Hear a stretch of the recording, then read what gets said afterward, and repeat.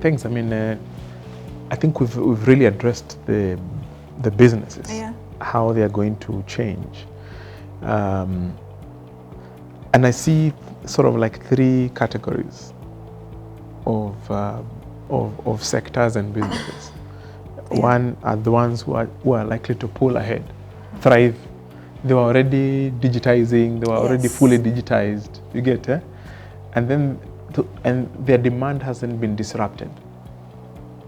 Okay, so for example, you're saying we are still doing a billion shilling turnover, and you guys are at home. Seriously, I think the board of NSE needs to sit down after this and really ask themselves some very tough questions and reassess the model of the business, and that's a positive thing. That's true. Then. So your demand hasn't been disrupted. We are still calling like we were calling before. We are using data unlike any other time before. Exactly. You get it? So the Safaricom's are actually doing quite okay. But there are those businesses whose demand has been temporarily disrupted. I don't know, who do you think falls in this category? Because it's pretty obvious who are surviving, who are doing well. The question is, where are we seeing temporary disruption in demand? And maybe if I can couple it with another one, is where are we seeing a permanent disruption in demand? Where demand may never come back. Yeah, true. Because I think those are important things for investors to have in mind as they plan forward.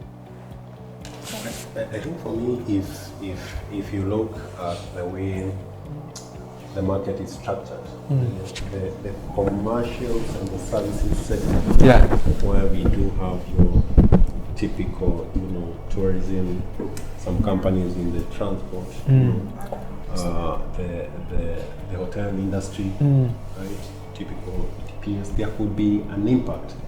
But the point here is, I'm not sure it's permanent, because remember now we are at the heart of it. We are managing the crisis. There will be another phase where we are post-crisis management, and businesses will need to come up with new business models to adapt under the circumstances. So I think it's as she had said earlier, every business has sort of felt the impact of this pandemic. Sure. As to the depth of it is what is different. That is, it will be the same case even as we move along.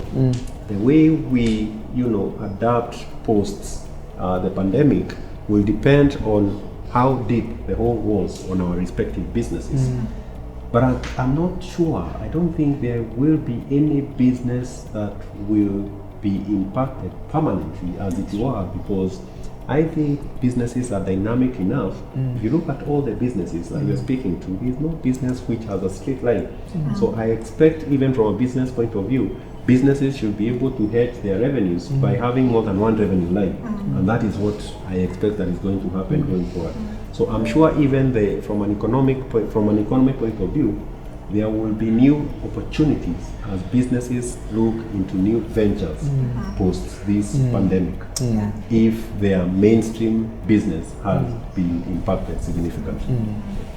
So one of the things that I think we are going to assist as an exchange is to assist such businesses to come to the market and access long-term funding. Because remember, for you to be able, to come out of a situation and have a business, you may need some long-term funds.